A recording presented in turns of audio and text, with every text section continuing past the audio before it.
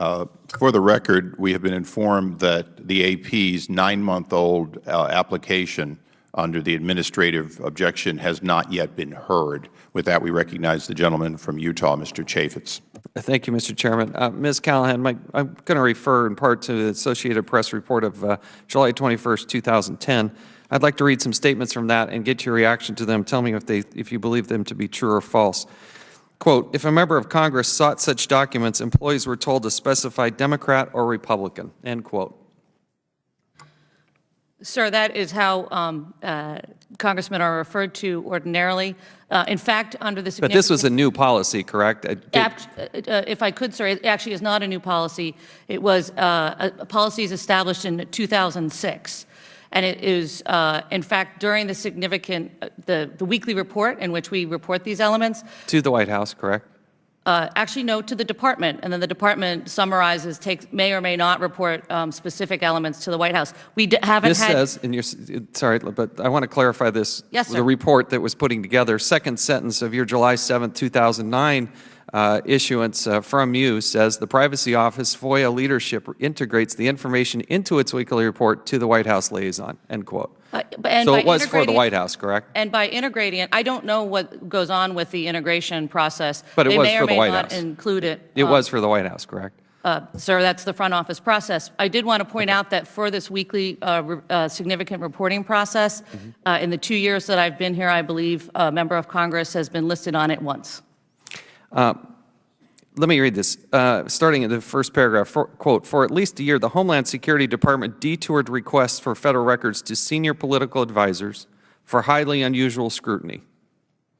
I disagree with that assessment, sir. As demonstrated in my more thoroughly in my written testimony, it was a process to provide awareness to the senior leadership. Let me keep going. Probing for information about the requesters and delaying disclosures deemed too politically sensitive, according to nearly 1,000 pages of internal emails obtained by the Associated Press. As I've discussed with the ranking member and as indicated in the Inspector General's report, there were indeed management challenges with the initial way that we tried to do this awareness process. However, political affiliation, parties of interest did not play a factor. It was logistical issues rather than management challenges, and that's demonstrated throughout this inspection.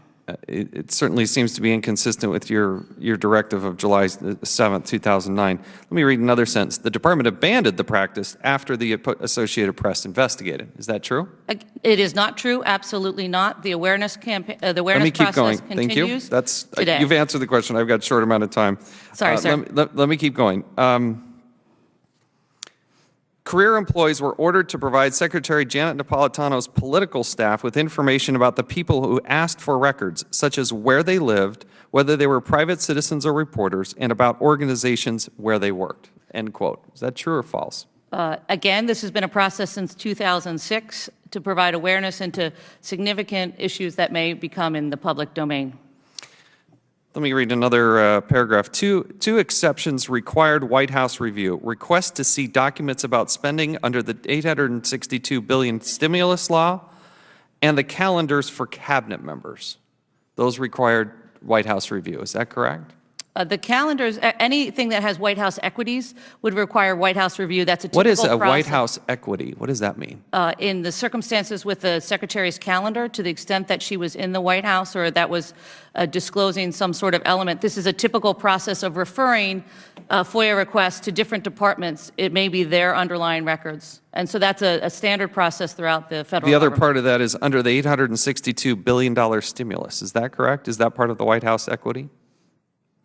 It says two exceptions required White House review. Request to see documents about spending under the $862 billion stimulus law. Is that correct? That is correct. Why? Why does that require special White House review? Sir, I'm the Chief FOIA Officer. I'm not a policy person in this area. So is that a directive that you got from the White House? I believe I was instructed by the Office of the Secretary to do that, and we processed it So the Secretary, who directed you to do that? Is that a document that you can provide for us? I believe it's in the production. I believe it was the Deputy Chief of Staff. Deputy, if it's not in the record, will you provide that for us? Certainly. I believe it's in the record, and it was the Deputy Chief of Staff who instructed us to do so, and we did so. All right, well, one last question. Calendars, let me see. My time's expired. I'll go Would the back. gentleman yield? Yes. Who was that one member of Congress that was sent to the White House? It wasn't sent to the White House, sir. It was listed on the weekly report. Who was it? It was, I believe, Senator Grassley, when he was asking for a request, we ended up modifying it and not answering it via FOIA, but through a different process. Members of Congress actually don't file FOIA requests very often, so the issue on the members of Congress is a relatively moot point. Except, of course, that the White House has told us to file FOIA when we're in the minority and not responded otherwise. We now recognize the former chairman of the full committee, Mr. Towns.